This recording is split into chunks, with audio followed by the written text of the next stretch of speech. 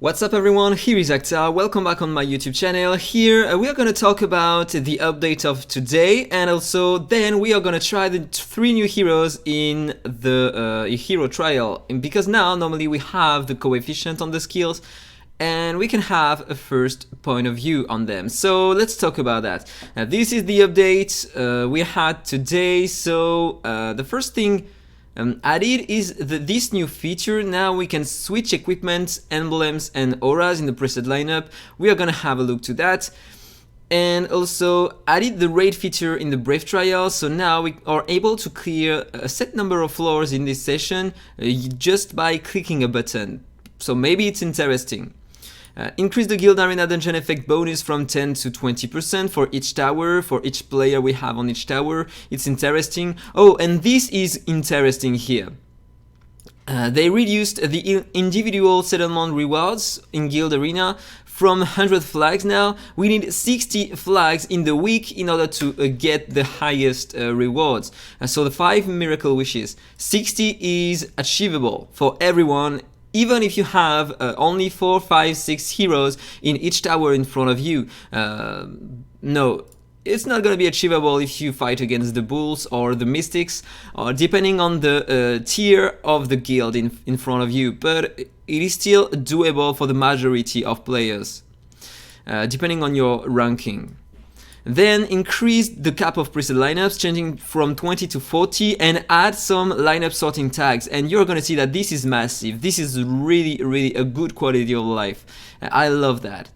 Then the clearance of Elemental City are now sent via pop-up. Okay, the quantity requirement for sending friends refined rune shards from chapter 14 in the campaign quest has been lowered. And the same for the requirements of dispatch numbers in the campaign quest, so this is pretty nice. And finally, fixed a bug sometimes cause the heroes in the excellent wishes to display abnormally. So let's have a look to that. First of all, the first thing I want to talk about, yeah, here it's not written, but we have the duration remaining on events. So the Elemental City, you can see the end of the rotation, same for the Brave Trial, and same for the Dwarven Ruins event. Pretty interesting. So let's have a look here. Okay, the red button is right behind me. So a certain number of floors will be automatically cleared by the system. You can jump directly to floor 7 at most. Okay, floor 7, it's a huge save of time. So yeah, I love that. And so we are gonna get every thing. It's gonna consume lucky clovers as always. Okay, so why not? Pretty nice. So let's have a look to the dungeons now. If I go here, normally we have our presets. So don't worry here. There is no preset anymore because it is sorted for the Dwarven Ruins, and I love that because it doesn't matter where you are. Here, for example, I'm on the Dwarven Ruins. If I go on the Guild Boss here, for example, if I click here, I'm directly on the Guild Boss preset, and it's gonna be the same for all content, I suppose. If I go on the Elemental City, it's gonna be the same. Let me check. Oh, they changed the interface again. Yeah, it's more clear than before. Okay, why not? So if I go here, preset lineup, Elemental City, yeah, it's the case. So I love that. And if you click on the filter here, as you can see, you have different filters, and you still have your 20 original setups, lineup setups. So you just have to go here, I suppose. Let me change. Yeah, we can click here and assign that to the Dwarven Ruins, for example. Okay, pretty nice. I love that.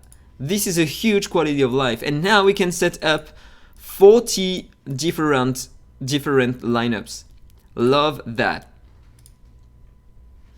Okay, for that, okay, I missed something. Yeah, on the smart casting here, if I go on the preset lineup, if I go here, normally we have this interface, so we can switch the 2 gear sets. We can switch the aura, okay, and we can switch the emblems if we have multiple emblems, and it's the case, for example, for some of my heroes, so why not? And if we click here, oh nice, we can have the details of the emblems, and this is pretty nice. This is pretty nice. No, I don't want to save that. So enough talk about the update. Let's jump into the gallery and try heroes. So let's try the first hero. First of all, let's have a look to his skills here. So we have a look to the damage coefficient. Look at that, that sucks. 120% attack damage to all enemies once full skilled up on Wolfie Spear number 1. This is so bad. And this skill is gonna launch the basic attack with full potential, so without exclusive it's gonna be Wolfie Spear 3 only.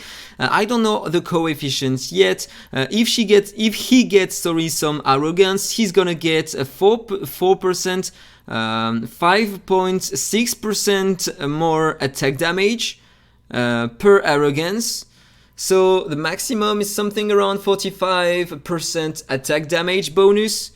But you have to wait 8 turns.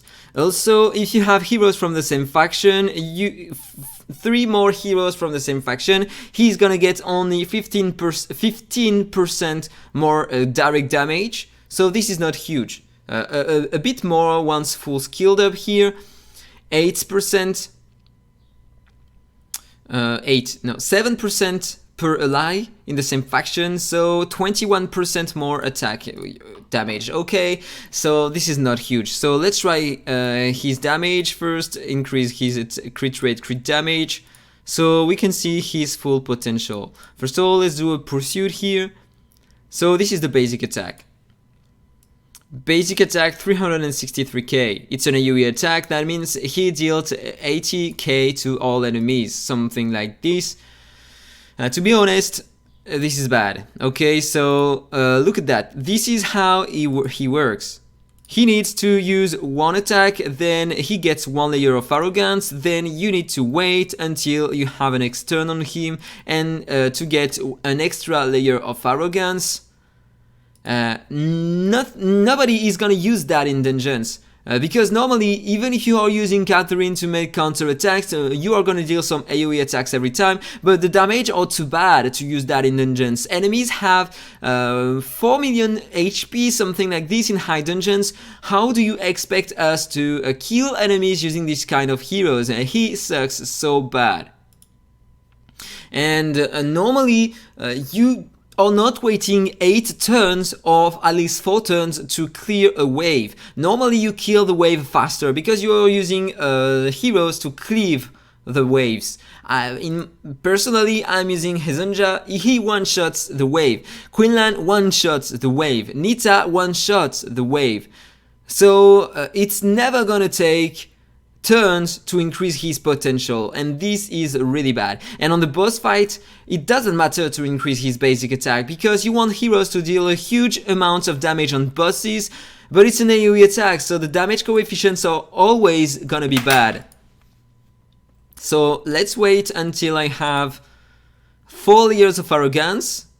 Now it's the case. So on the next turn, we are gonna have a look to the damage of the next basic attack, level 2, Wolfie Spear. Wolfie Spear level 2. This is the same damage coefficient to all enemies, but you have 2 stages, so it is twice the damage and a bit more than before, because also you have a 15% piercing rate on each stage of attack. So normally this time it's gonna be better than before. So from 360k, we are gonna find out the difference. Let's lower the speed. Okay. 900k. But now it's an AoE attack. So it's interesting for a basic attack, but it would be interesting, I mean, if it was directly the damage he would be able to deal. But in fact it wouldn't, because it's still not enough for dungeons. So even if you have, I mean, it's exclusive 2, I think.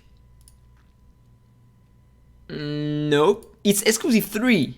Even if you had the exclusive 3, you would start with Wolfie Spear 2 and deal this kind of damage.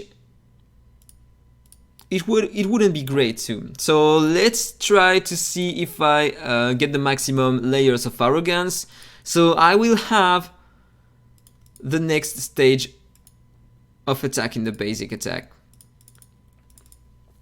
So let's use my skills. Yeah, it's wasting time to use the ultimate of Ben Austin though. Okay, one more turn. I'm gonna use only that.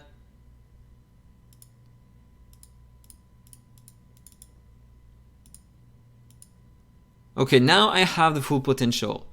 Without exclusive, I mean.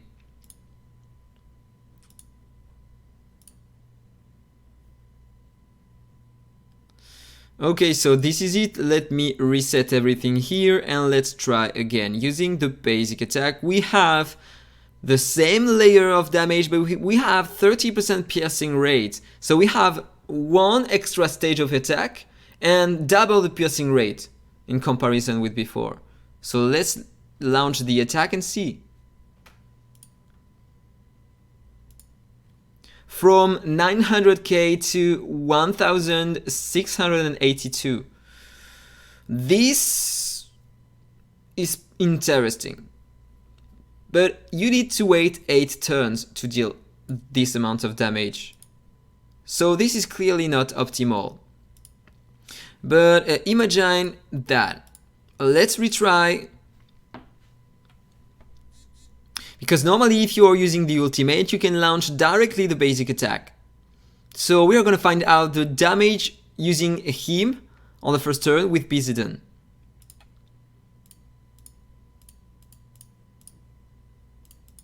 So let's increase my speed. Let's use a basic attack here. I don't care about that.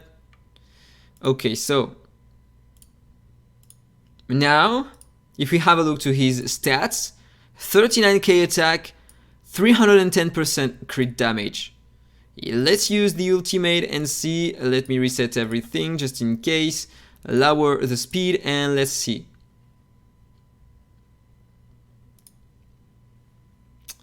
$2 million. Worse than Margarita.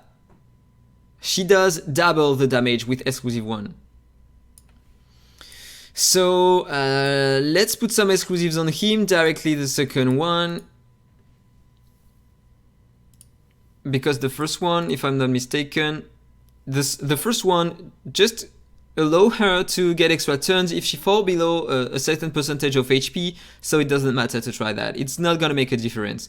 Here, now he has a 10% more piercing rate, and he's gonna get 5% more piercing rate for every layer of arrogance. So one more time, it's gonna take a lot of time to stack arrogance layers on him, so it's not gonna be optimal. So let's try again. Did I increase his stats or not? No, I forgot. So let's do that, and now let's try again. Let's reset that, and let's try. With an extra piercing rate, it's just a bit better. Okay, it doesn't make a difference. Exclusive 2 sucks. Or maybe over time, if you have enough arrogance after 8 turns, maybe it's gonna make a little difference because you are gonna have just a bit more piercing rate. So exclusives on him sucks a lot. So let's try directly with the third one, because you are gonna have a Wolfie Spear 2 directly at the beginning, and if you have Wolfie Spear 4, it's gonna deal some extra damage. So let's try that. Team settings, exclusive 3, let's go. Let me increase the stats on him, blah blah blah. Okay, it's done. Let me just play so I get the buffs. Okay, let's try directly using the ultimate, because normally it launches Wolfie Spear 4, so we are gonna see directly the full potential. Let me reduce the speed, reset the data. Let's go. Okay, so let's see the final result. 3,400,000, 3 exclusives. It's worse than Margarita. Margarita Bizidon deals something around 4,200,000 or 4,600,000, so it's way better than him. So in definitive, this hero sucks a lot, but at least normally using the basic attacks and the pursuit, etc., he should be able to deal some damage. So let's try at least this to see if it does make a difference. So this is a pursuit. AoE attack with Wolfie Spear 2. Okay, so it's a pursuit, 900k. Pretty interesting, but enemies in dungeons have 4 million HP in high stages, so that means I inflicted less than 200k per enemy. So in definitive, that sucks a lot.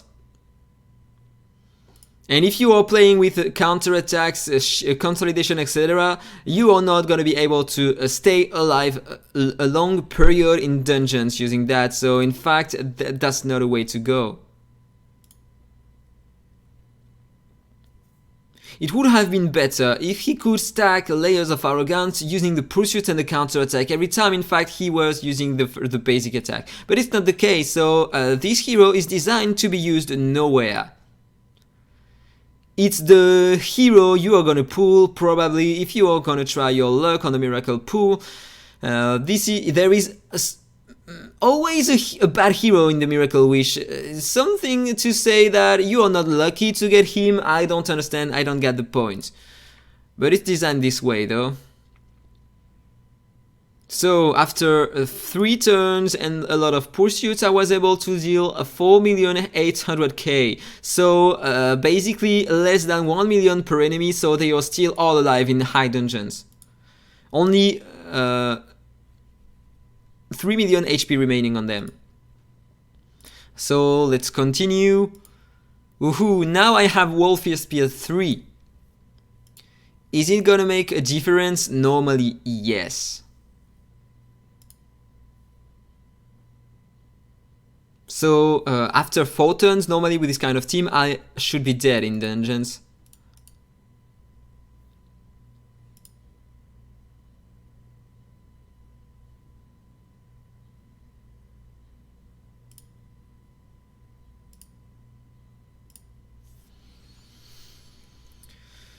Now the damage are correct, but still not enough. 2 more turns. No, it's taking way too long. You know what? Let's do that. To deal more damage. 1 more turn to go, and we will finally have the full potential. Okay, let's go max potential after 8 turns. So far the damage are pretty nice though. It increased a lot during the fight thanks to the buffs. So let's try that again.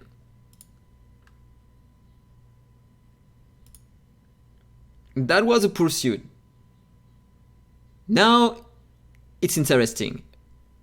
Clearly it's interesting because it's a basic attack, but you need to wait 8 turns.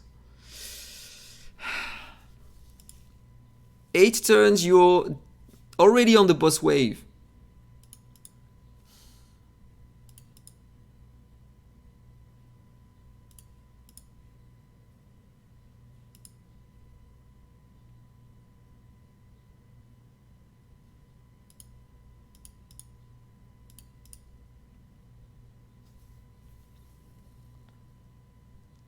Yeah, the damage are insane now.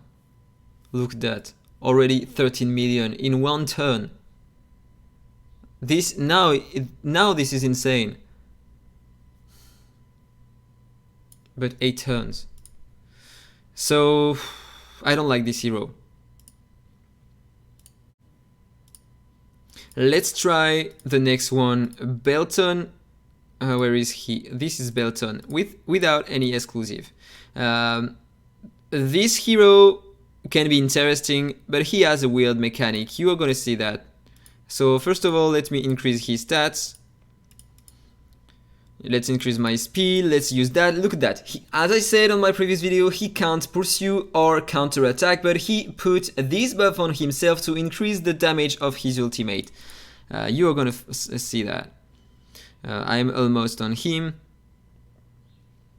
Let's give him an extra turn, you know what? So here, this is a passive. If you don't have the buffs on him, you have 0 cooldown on the first attack, 0 cooldown on the second attack. So you can choose the skill you want to use. On this one, you're going to lower the target's defense by 60%. On this one, you're going to lower the attack of the target by 40%. It's doing the same amount of damage. So basically, you won't lose anything using both of them. But skills without cooldown, it's impossible to set up in the smart casting. So you will have to choose a priority, this one or this one. But probably this one is gonna be more interesting, because if you have some lightnings, here you're gonna launch the first layer of attack. And let me say something before. If I open that, if you have all the layers of lightning and flow, the priority, it's gonna use only this one first, so use the 2 layers of lightning first. Then if you don't have 2 layers of lightning on him, it's gonna try to use this one if you have 1 layer of lightning and 1 layer of flow. And if you have no layer of lightning at all, it's gonna use this one instead. This is the order. So the first one is the most interesting one, because you have a high crit damage bonus. So in order to deal a lot of damage, you want to prioritize to use only the skill with the lightning. But with the counter attacks in dungeons and the pursuits, you can use the basic attack. No, it's a bad idea. It's not gonna work, because with his passive, he can't use pursuit and basic attack. So you are forced to choose a skill. And so, this is bad, because, as I said in auto, it's not gonna work, because you have to choose the priority of the skills. So use only the first one or the second one. So if you want to lower the attack of the boss, you are forced to use the basic attack only. If you want to lower the defense, you are forced to use the second skill only in auto. So that sucks. That sucks a lot. But yeah, let's try to use this one. So it's gonna take a lot of time, 300k, but I had Bizident, so the damage here are terrible. So let's continue. By the way, if I go on him, how much damage does it increase? You restore 10% max HP every time you are gonna try to pursue or counter attack with him, which is pretty nice for his survivability, but there is no counterattack or pursuit in the faction. So in fact, he's not designed to work with the faction. I don't understand. And then so when he casts that, he's gonna when he casts the ultimate, he's gonna get 20% more damage per layer of deluge power, up to 6 layers in total. So you have to try to counter-attack or pursuit 6 times. Every time you're gonna do that, you're gonna increase the damage of the ultimate by 20%. So yeah, it's pretty interesting in fact, because the ultimate deals a lot of damage. So now I have still 1 layer of lightning, so I can't land the ultimate for now. So I have to use at least 1 more time the second skill here, so it's taking a lot of time to set up. So now I'm gonna have 60% more crit damage, more damage, on the ultimate. So I'm gonna try that. So let's reset everything here. And let's use the ultimate. So now it's gonna trigger only the one with the lightning, and so I'm gonna have 80% more crit damage. And to be honest, the damage are pretty nice, because I had no buff on him, 4 million, but it took 2 turns, and this is the third turns on him. So in fact, it's not really optimal. You know what? Let's try something different. I'm gonna increase his exclusive, so it's gonna be better. Let's put directly the second one. So at the beginning of the wave, he already has 2 layers of flow and lightning. If I go on his exclusives, what is the first one? With the basic attack, and with the 2 basic attacks, he is gonna target 2 more enemies. So 3 attacks, 3 enemies targeted. So let's increase his stats.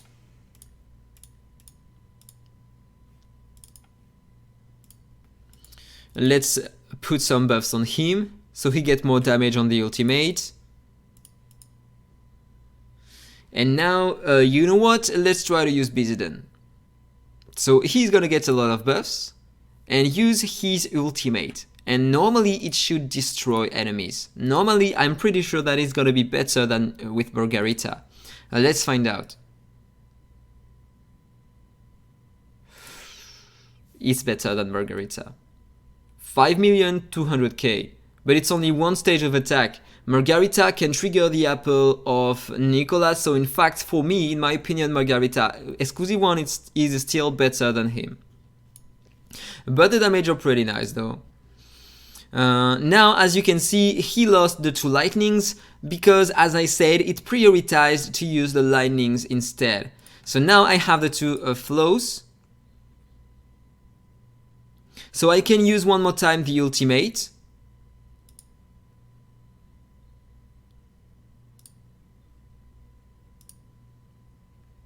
As you can see here, but it's gonna trigger only the last one. He's gonna deal the same amount of damage, but he won't get the crit damage bonus or the 45% piercing rate bonus. He is gonna get only some leech. So in fact, he's not gonna deal a lot of damage using that. If we have a look, 2,300,000. It's still way better than the previous one. So now let's increase him to the last exclusive 3, because now he's gonna get all the bonuses no matter the ultimate he's gonna use. So let's increase his stats.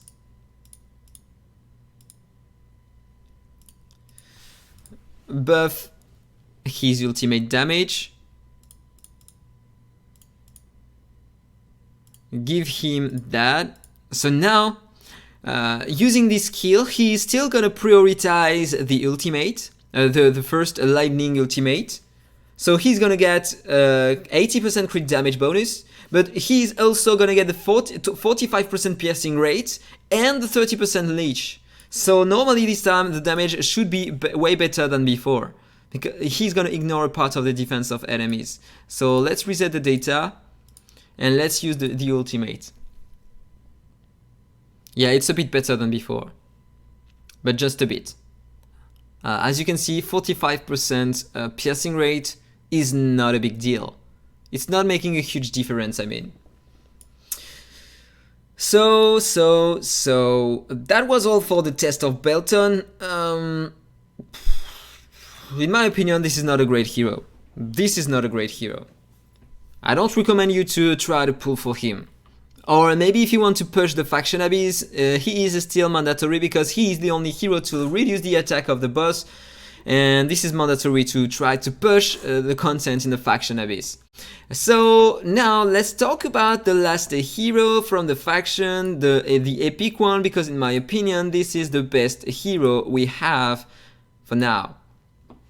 Directly with exclusive 5 because it's an epic hero, so it doesn't really matter. So here, if we have a look to the damage, 2 stages of 110% attack damage to a single enemy with a 10% chance to 20% chance to inflict suffocated. Unable to launch basic attacks, pursue and attacks, and counter attacks. Okay, this is interesting for the arena.